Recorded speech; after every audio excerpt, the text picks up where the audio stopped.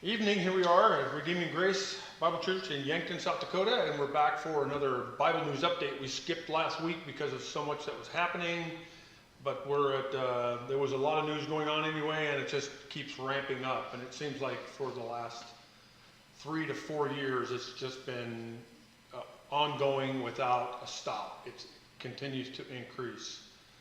Even when the COVID virus, or we call it Wuhan or Chinese virus, hit, it seemed to just completely slow the world down, and yet the news behind the scenes keeps going.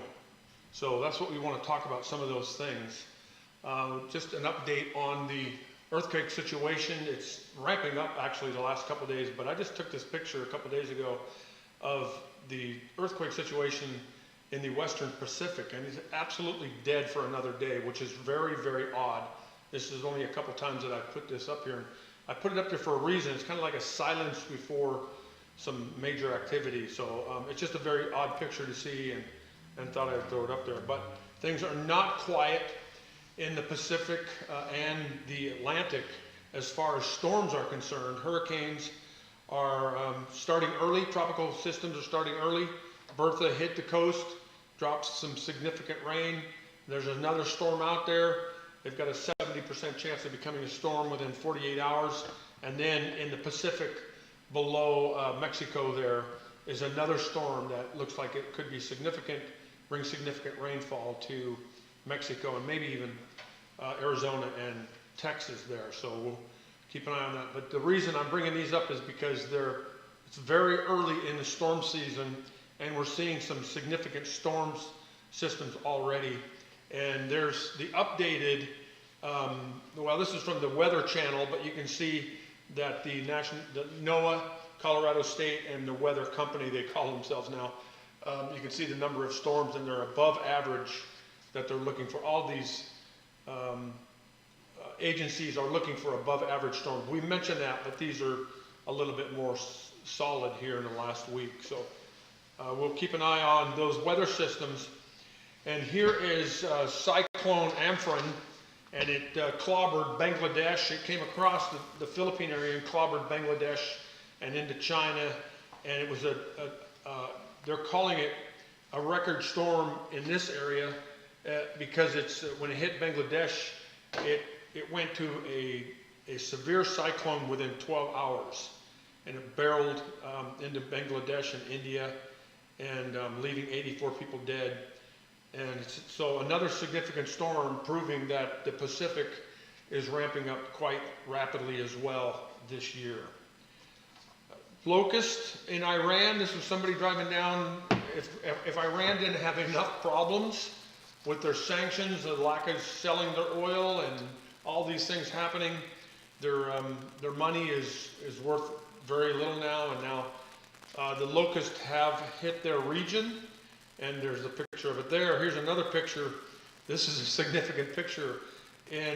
I think this one's in India, as the locusts have hit India and Pakistan. And so if we didn't have enough going on, or if they didn't have enough going on in their region with the sanctions, and they had flooding here recently, major significant flooding, they continue to have significant problems. You would think that the government might humble themselves and do something different, but they don't, as we will see later on here. Just a real quick note that you've seen this. We've hit 100,000 dead in the United States, and it's a sad number. I hope that it was less than it was supposed to be, but it's still a very sad number. But it's brought a lot of things to the forefront. We've had some riots already. We've had some people coming out of the woodwork trying to get back to business, and the governors are not letting some people. And Minnesota was one of those problems where they're having some of this. And now in Minneapolis, you know, the death of George Floyd, which is a tragic death, and it is a very tragic thing to see. These things they're not bringing something new to us. They're actually revealing the things that are in our heart, in our nation, when these things happen. And so it was a tragic death. Those cops ought to go to jail. We'll see what happens. But we don't want any looting and burning. And look at just a few pictures of the city here. They're burning the flag. What does that have anything to do with policemen doing or not doing their job? And then this blaze here. It looks like a war zone. This is a picture that you would get out of Syria nowadays, outside of Damascus or someplace, and that's downtown Minneapolis. So it's very sad, a time that we're going through in our nation right now again. And it's been kind of underlying for really forever. If you think about, the 1800s and things. It's been underlying, and remember the Ferguson riots and some of these things. It's been kind of in our DNA for a while, but the Lord has blessed us, and I believe the work of the church and the work of America even has kept us from being judged and allowing these things to get out of hand. But we know that the restrainer is holding these things back, but at some point he's going to be taken out of the way. And I believe that you can go to Ezekiel chapter 10, where the Lord, he left in stages. He left the temple in stages.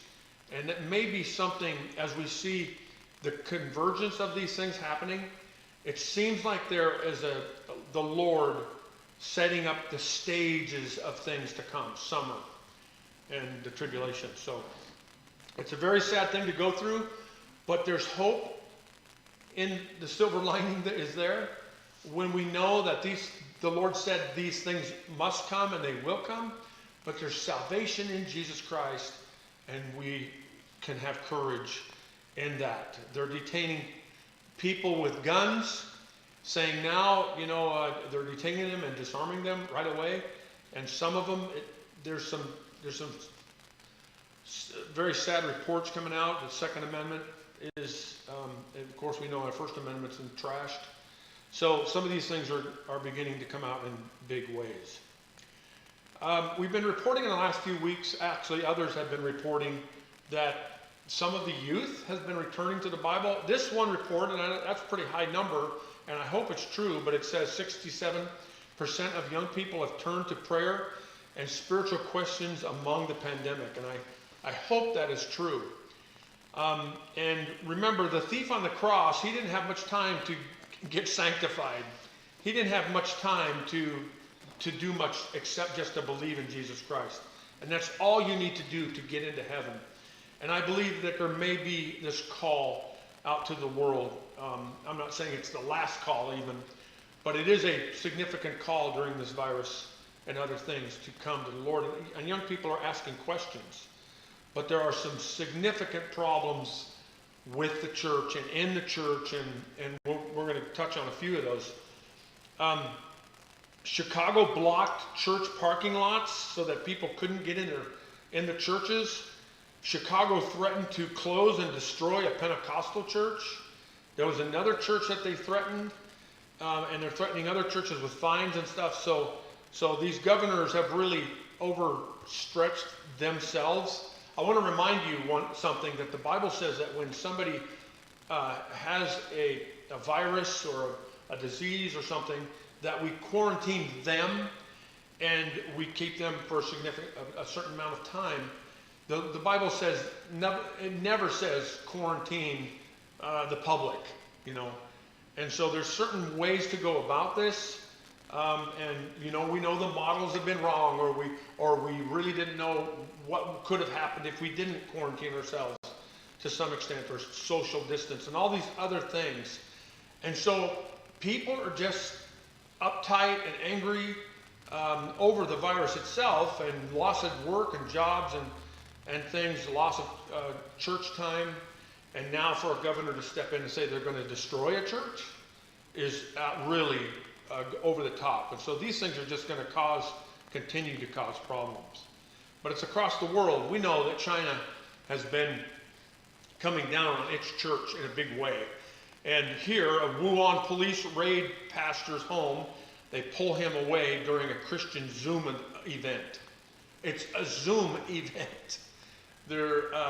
We all know what that is now. We're having a Bible study or a Zoom event with people not even in the same room, unless it's your family, of course. And the pastor's holding this Zoom event, and they come in and arrest him. And here it is on video. So it's really, Joe Mason and I were talking about it this morning. When this kind of stuff happens, it really comes out of pride and arrogance and wanting control. And we know that the Chinese government is way over the top. Some of our governors are going over the top, and that's really what it comes down to. In Africa, ISIS Central Africa Providence claimed killing nearly 40 Christians in Central Africa. So the church is really taking it all around the world. Here is a church in Chicago.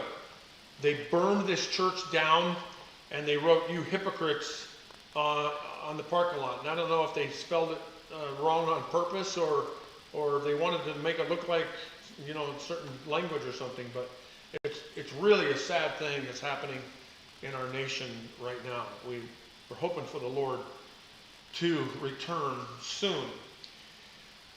If that wasn't enough, over the last couple of years, we've talked about some church leaders who have just kind of stepped back or have fallen even. Some have fallen.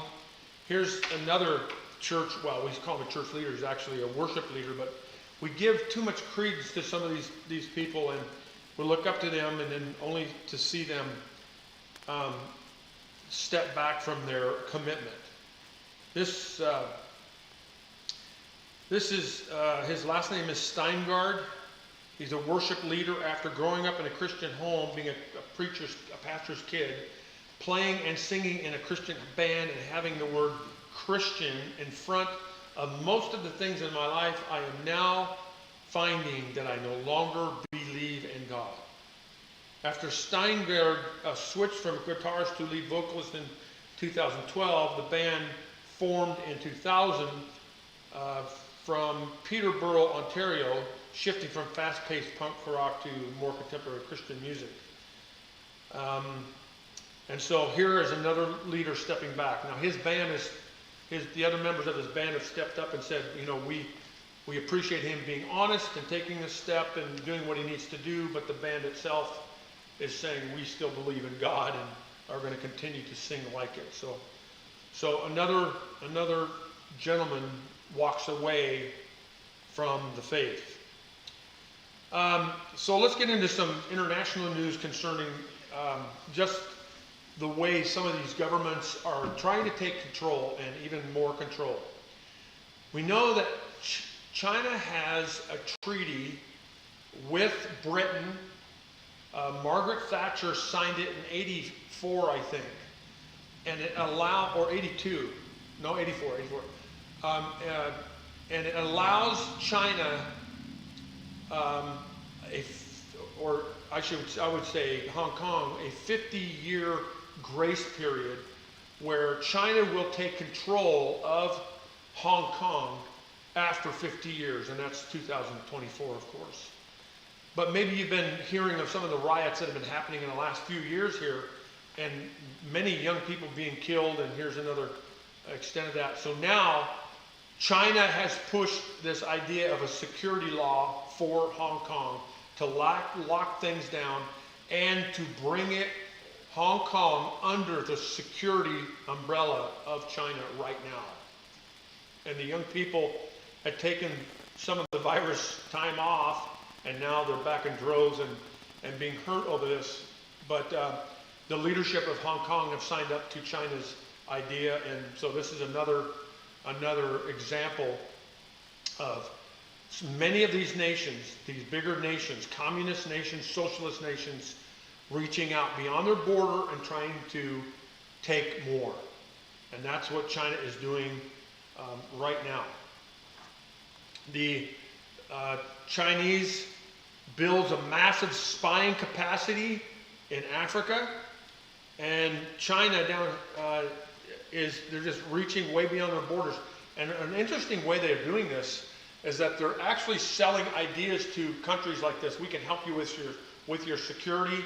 And then, like Huawei, they had huge contracts in the United States and Israel and things, and we basically shut those down because we don't trust the Chinese.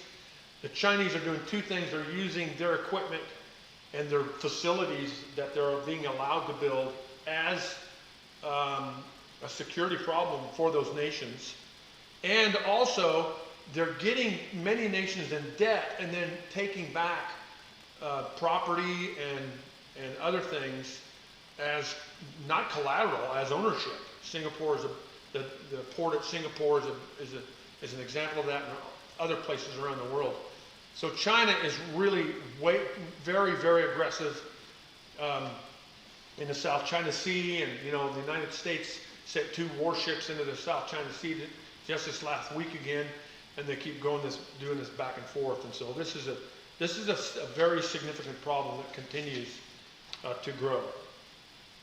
Speaking of communism and socialism, here's Russia, and I haven't brought this up too many times, but this is live UA maps, and this is a picture of Ukraine here, and that is a section of Ukraine, the eastern section, and pro-Russian troops and militias have caused problems in Donetsk, Ukraine, for the last several years. And you see the red there, the bombings and shootings. There's shootings there every day. There's woundings there every day, and sometimes killings by pro-Russian troops. And Russia continues to pour their military supplies and militias and money into this area. It's not a very good situation. The reserves in the last week, reserves have been called up by both sides, both Ukraine and Russian troops, and it's getting very tense there right now. Now, you remember that Russia took Crimea. This is actually part of Ukraine here. Crimea, we had a treaty with Crimea. We were supposed to go over there and help them if they ever got invaded. We didn't do it under President Obama. We just let Russia have it. And now Russia has huge seaports along here and a way to Moldova and other places over here, and of course southern Ukraine. And so it's a very bad situation. It's good for Russia, but it's really, really bad for their neighbors and their democracies that surround them. Russia is in a very bad spot when it comes to just really about everything, and their primary income is gas and oil, and their state-owned Gazprom, which is the largest gas company in the world, is down. The revenues are down 52%. Now we would say, well, okay, gas is cheap, so why would you go after gas? Why would you go after more oil? Why would you go after more land with oil? And yet, remember that these people over here in particular, they have a long memory, and they know what happens with oil. They know that the world runs on oil and gas, and so they're going to try to continue to eat up land and take over countries that will allow them more oil and gas. Now, you've heard of the Nord Stream gas pipeline. This is actually 2 pipelines. The first one was almost built. The second one was a half built. Trump sanctioned Russia and told Denmark to stop this, get this stopped, because Denmark contractors were working on this, and it had stopped for some time, but now it's back in full swing. What's really interesting about this is this pipeline only goes to Germany. And so Germany hasn't been really pro-Russian. In fact, you go back to World War I and II and others, there's some significant problems between Germany and Russia, but and they are concerned about Russian troops and Russian coming more west, but Germany needs gas. They're the highest importer of gas and use of gas and oil in England and in the EU. And so they need it from somewhere. They don't have any reserves. They don't have anywhere to get it. UK can't supply them. The United States has promised to, but the United States has to ship it over there by ship, and they don't like that idea. They like this steady stream by Russia. So the United States has, this last week again, said, okay, you guys aren't listening. We're going to sanction more of Russia's goods and their oligarchs and things like that. But Merkel and Germany is really the one that can stop this, and they have not put a stop to it. This is really bad for the EU. Let's, who puts missiles on icebreakers? Well, Russia does, because they've been extending into the Arctic for the last several years. We've brought that up a couple times, I think. I know on Sunday nights we have. But now Russia continues to build the largest icebreaker fleet in the world. And the reason is they want to explore the north, and that's what they're doing. And they're putting big guns and cannons on these icebreakers now. Several of them are being built and going to be released right now. So let's move to the Middle East a little bit, in North Africa. If Russia ceases basing on Libya's coast, the next logical step is that they deploy permanent long-range anti-access aerial denial capabilities. In other words, long-range defense systems and even offensive systems as well, said U.S. Air Force General Jeff Harrigan, the commander of the U.S. forces in Europe and North Africa. If that day comes, it will create very real security concerns on Europe's southern flank. So is Russia pushing toward North Africa? What do they want out of North Africa? What is going on here? Well, there's a whole lot going on here. And I thought that I would just put up a regional map here and just go on through some things. Now remember, we want to talk about those things that either Peter or Paul or Jesus said would be coming, even Daniel said would be coming in the end times, and talking about Bible news. And one of the most significant things, I even mentioned it on Facebook the other day, is the biggest chess match that is happening on the planet, bar none, is the Gog-Magog issue. And you remember that it's Russia that will come down. Russia will be an umbrella. You will be a guard over them, the Lord says. So Russia will be an umbrella over Turkey, over Iran, over Kush, Put, which is Libya, and Kush, which is Sudan. And it would be this section here, so parts of Libya, Sudan and Ethiopia, and who knows who else here. Somalia is one of the most terrorist-ridden nations in Africa. It's in Yemen, of course. All of these, this one here, this one, generally this one, and these are all pro-Russian. Russian and Turkey, they sell their arms to these guys, and they're working together on Africa, and so is Iran.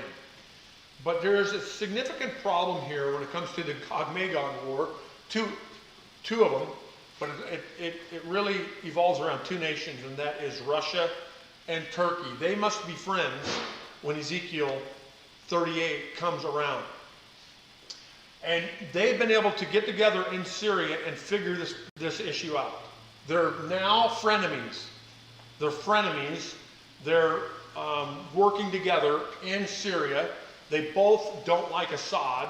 Turkey hates Assad and wants to take him out. And so, and we'll talk about that more in a minute, but Russia and Turkey have become semi-friends here, but they're not here. And what has happened is Haftar, he's actually educated in the United States. He's from, he worked for Gaddafi in Libya.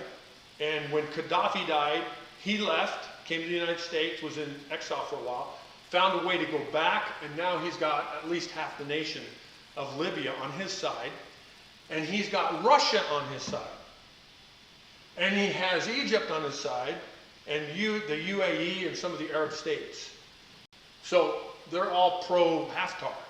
But Turkey wants North Africa back. They want the oil. They want the billions and billions of bullion that Gaddafi has still in the bank. It's still there. It's probably up in the EU. The EU's watching over it. But so there's a major civil fight here, and Russia and Turkey are on opposite sides. Now you would think, in fact, there's a statement that the truce, they had a truce here about 6 weeks ago or so, and somebody has said that truce has completely fallen apart. And it's really interesting how it did. Turkey brought over lots of drone aircraft and destroyed some air defense systems, brand new Panzer I Russian air defense systems, 10 of them. And that's really significant. And thinking that Haftar will kind of back down and Russia will kind of back down, but Russia did not. Russia started sending over, and in fact this last week sent over fighter aircraft. And so now this war has been taken up a couple notches.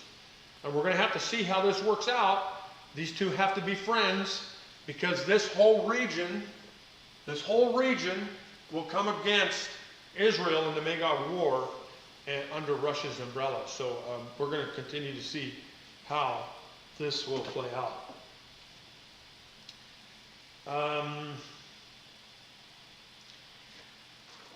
Very briefly, Russia is moving into more friendship with Iraq. So they're really wanting to move their borders down here. Remember, Russia's border is now down on the Jordanian and Israeli border. Their flags are along the coast. I mean, the border there. And now they want to come in and sell arms with Iraq. And Iraq has said, we want to make agreements with Russia and and invest in all areas with Russia. Lebanon's banks are failing. Syria is only being upheld by Russia. So the Middle East is a complete chaos. And the food situation in the Middle East, especially in Syria and Lebanon, is getting very, very tough because of the COVID issue.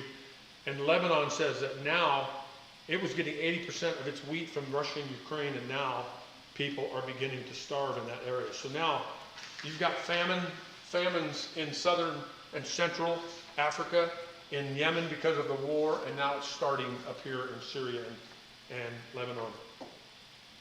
But they continue to pour these troops into, Turkey continues to pour troops into Syria, and so the Turks are kind of along the border there.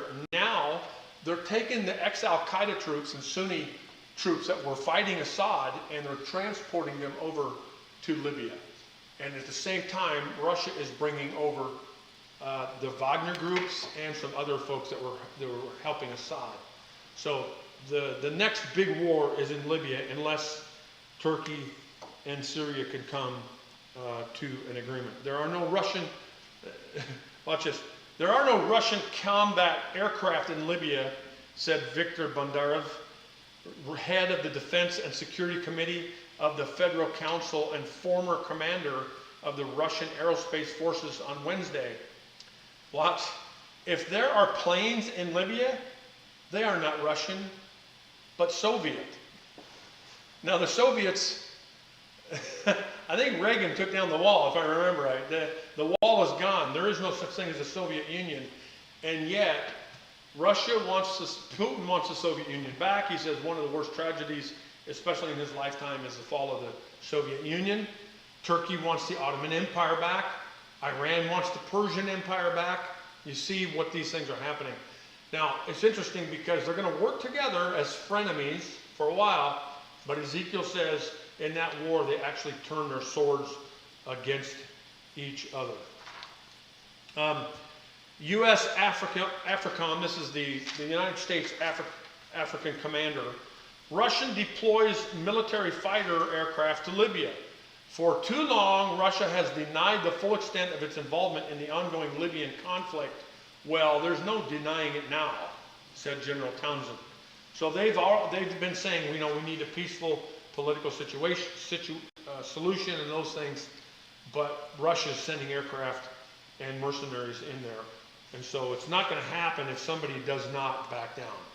And it'll be interesting to see who backs down first. You remember in Syria, Turkey did not back down. And I call him a hyena. Erdogan is a hyena. He wants what he wants, and he's going to go get it. And Russia really had to get Assad to back down. And that's still not totally situated, but this guy, Turkey, or Erdogan, is is a mean guy, and he's going after what he wants. Let's see here.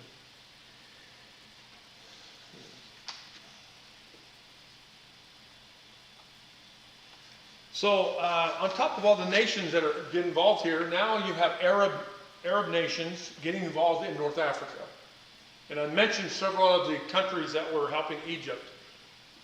In the last couple days, 3 huge U.S.-made, now they're sold to the UAE, the United Arab Emirates.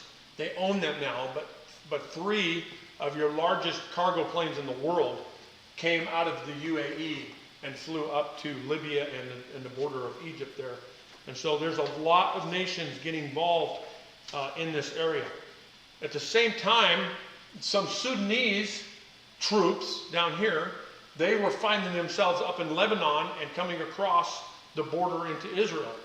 So all of these countries are involved in the Gog-Magog war, and they're all mixing. And again, one day they're going to be all under the umbrella, except for these guys, of course. This is where the oil is. Now there's a lot of it up here, but most of it is down here. And someday, Gog, Ezekiel 38, is going to want what Israel has, and I believe the whole Sinai Peninsula as well. So how is Iran continuing to live and gain money? Here's 4 tankers coming from their Tunisian friends, actually not Tunisia, sorry, Moroccan friends. They're coming out of Morocco, and they're coming across the ocean to Venezuela.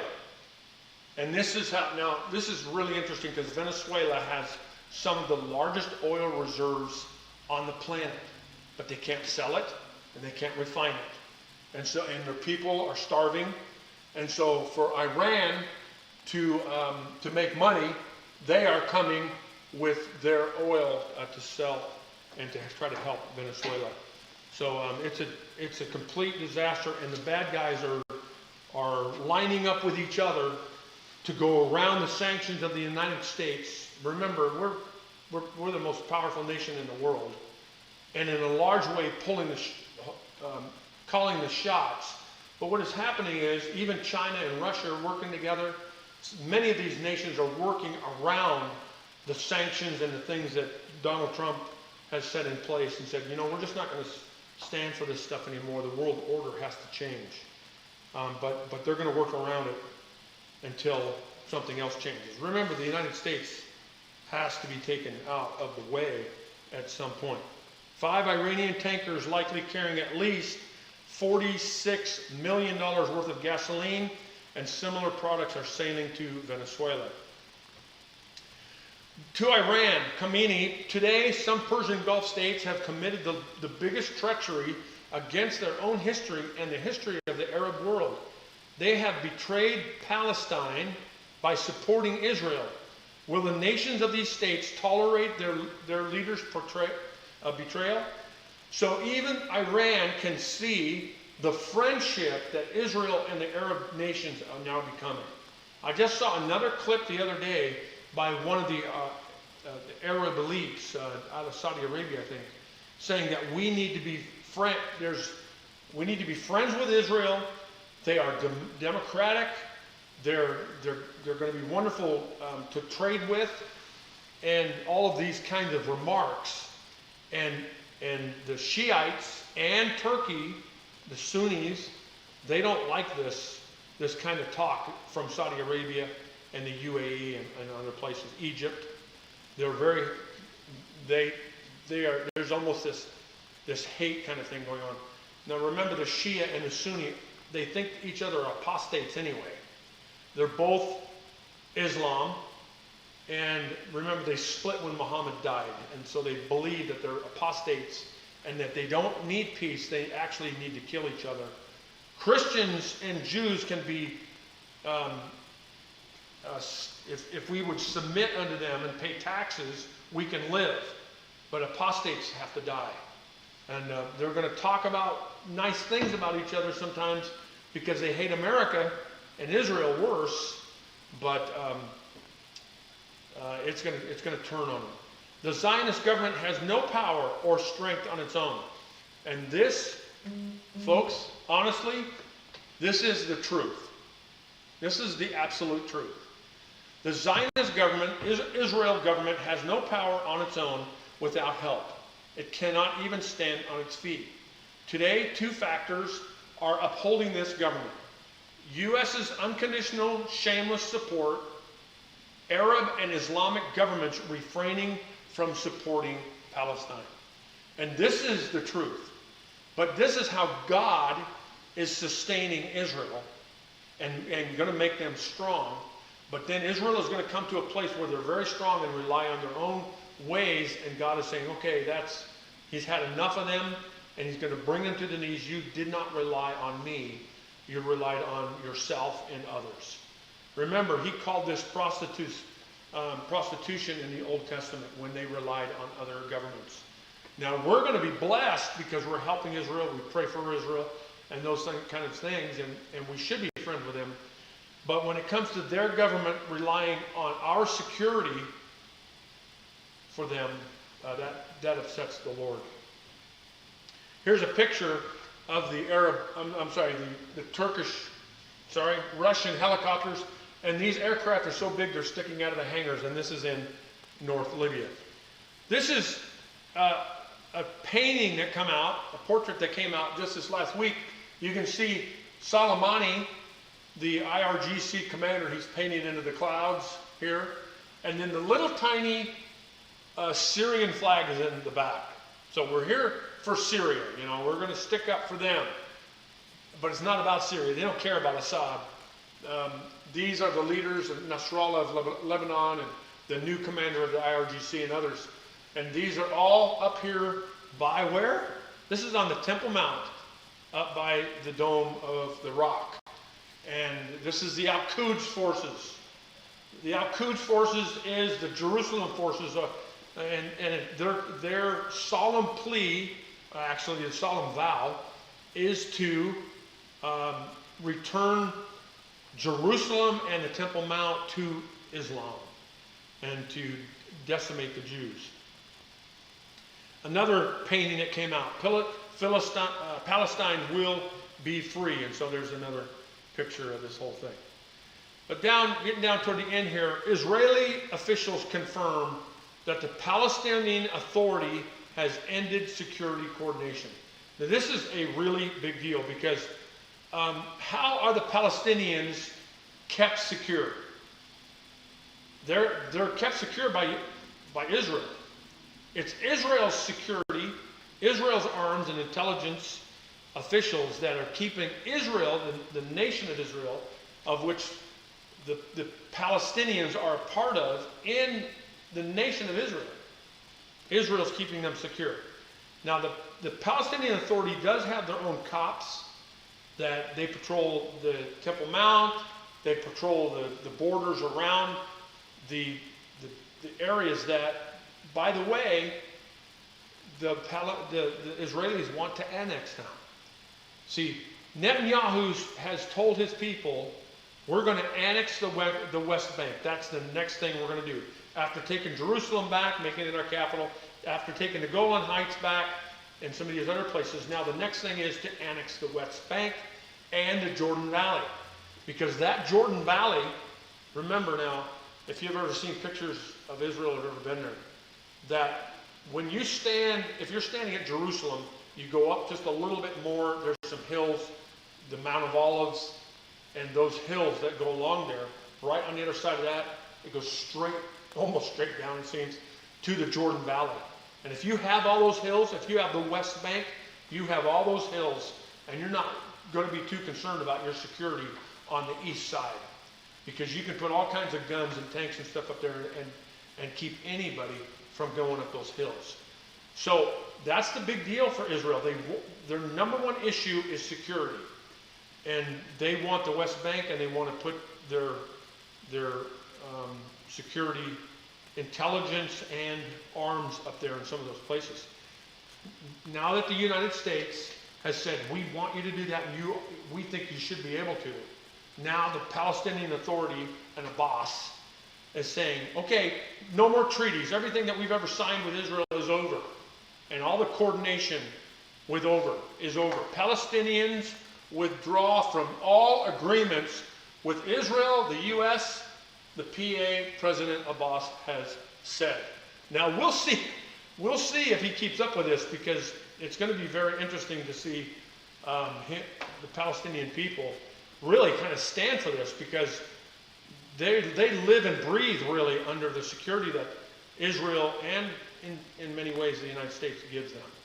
So, and of course funding. The U.S. Embassy in Israel issues a warning due to possible violence in the West Bank and Gaza. This comes amid Israeli annexation plans. So the next thing to watch, I hope that, keep up with the COVID virus and all these other things, but the real chess game, the real news, Bible news is happening right under our noses if we're watching. And it's really interesting to watch this stuff. Tensions on the Temple Mount there and in Jerusalem between worshipers and the security there because of all this stuff that's happening.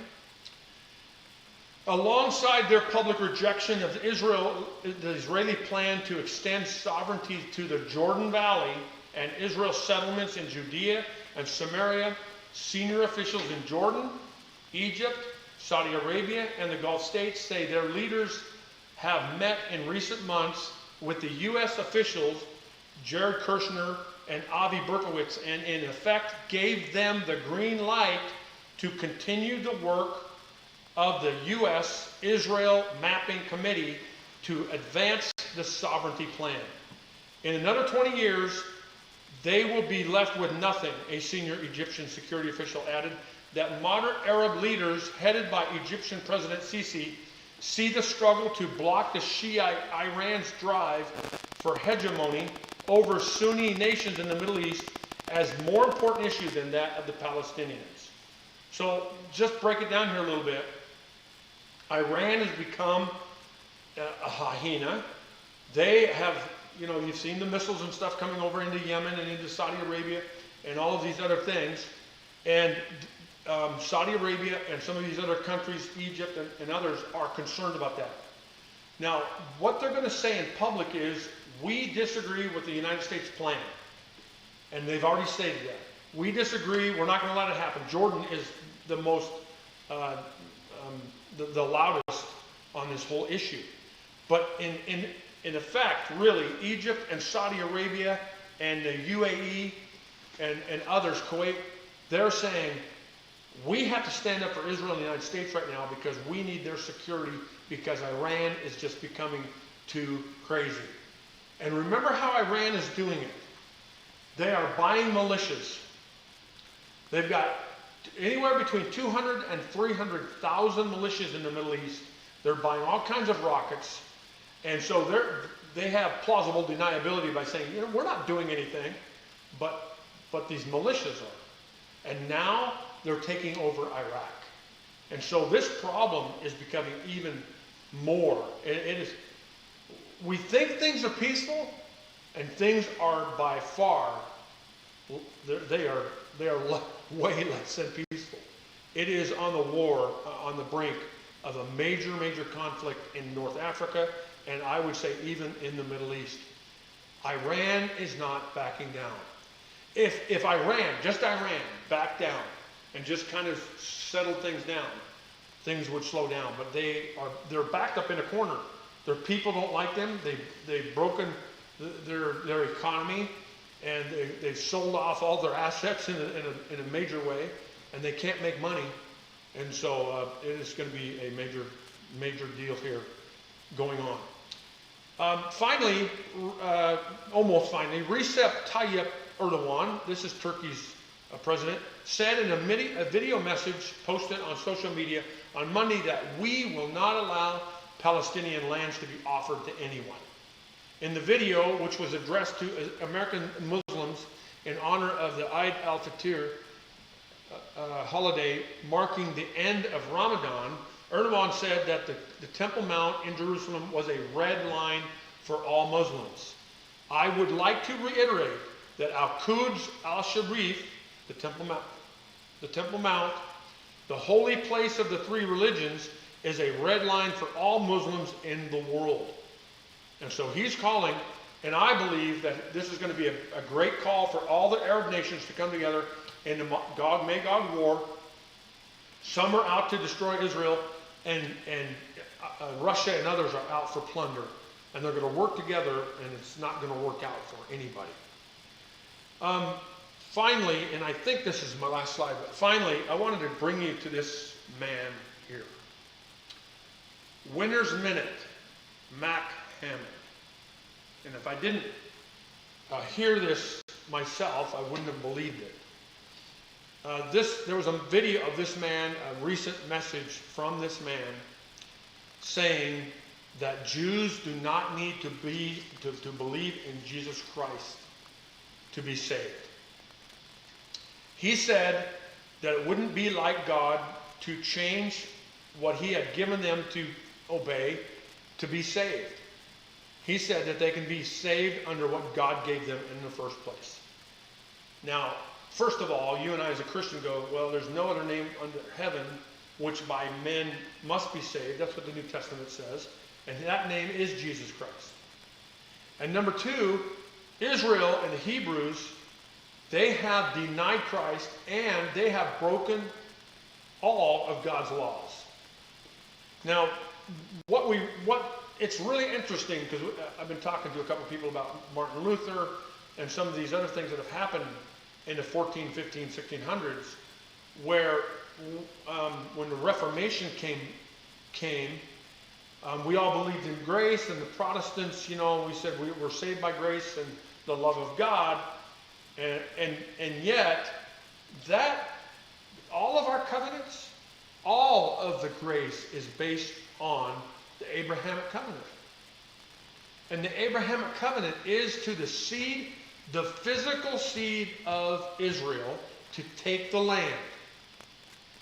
And then the spiritual seed of Israel to be saved. Now, what I mean by that is that anybody had the faith of Abraham, and many Jews did. We just read in Acts chapter 6 this morning, it said, many priests came to Christ. So there's many Jews that have come to Christ, and we know some, we watch some of them. Even today, we have some friends that are Messianic Jews. So they are spiritual seed and physical seed, and they're going to get the land back. This is an eternal covenant, an unconditional covenant to Abraham, and the Mosaic covenant was temporal, and it was conditional. You keep these things, you stay in the land. They broke those things, they got kicked out of the land. And so, for anybody to suggest that there's another gospel by which we must be saved, what does Galatians say? If an angel or anybody else preaches any other gospel, let them be condemned, eternally condemned. And so I'm concerned about this man and this lesson and all of these kinds of things that are coming out now. And we're going to hear more and more of this as we come to the end of the church, the time of the church, if I can put it that way. Let me just mention that here in a minute as well. What is Sunday? Sunday's Pentecost. And I've been talking over the last few weeks, and maybe go back and look at a couple more videos, but I just want to say this, that Ruth came and was married to Boaz during the barley harvest. And she is a type of the barley grain. There's the harvest that Christ, the feast that Christ fulfilled. He was the Passover feast and the unleavened bread and the first fruits. He fulfilled in those 3 days. He died, was buried, and resurrected.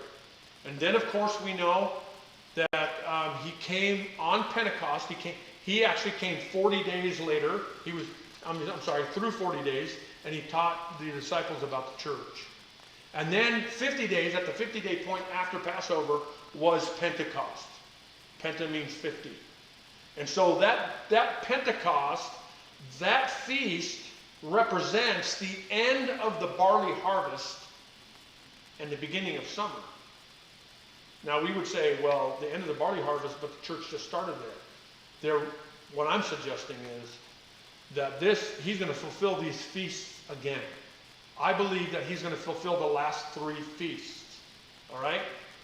And the Feast of Trumpets, the Feast of Atonement, the Day of Atonement, and Shavuot, or the Feast of Tabernacles. And real briefly, the Feast of Trumpets, what was that feast?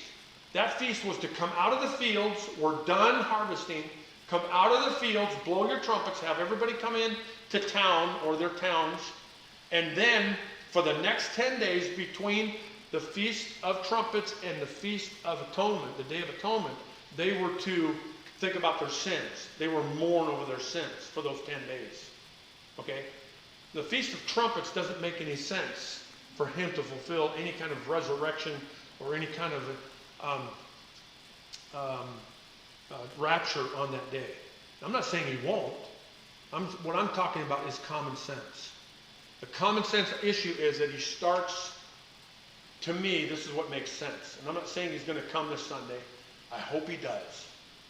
But let's say that he started on the day of Pentecost and he finishes on the day of Pentecost, because that's the barley harvest. It's the first grain, which is the church. And then the wheat and tares grow together. And when does he do that? In the summer harvest. And all you have to do is read Matthew 24, I'll say it again, Matthew 24 and Luke 21, and find out when the summer harvest is. That's the tribulation. And we are not here for the tribulation. So at some point, the barley harvest, at some point, Ruth marries Boaz. And that's the church. That's a picture of the church. And I'm hoping it's this Sunday. I'm hoping it's this week. Sometimes we say, well, we get our hopes up over the feast days. We're not keeping them as the law, but we sure love them. We sure love the picture and the typology, because Christ has done significant and magnificent things on these days. Thinking of that now, as we go into Pentecost, have your hopes up. And if he doesn't come on Sunday or between here and Sunday, have your hopes up on Monday. Be encouraged on Monday. When we see these buildings coming down in Minneapolis and these things happening, we say these things must come to pass.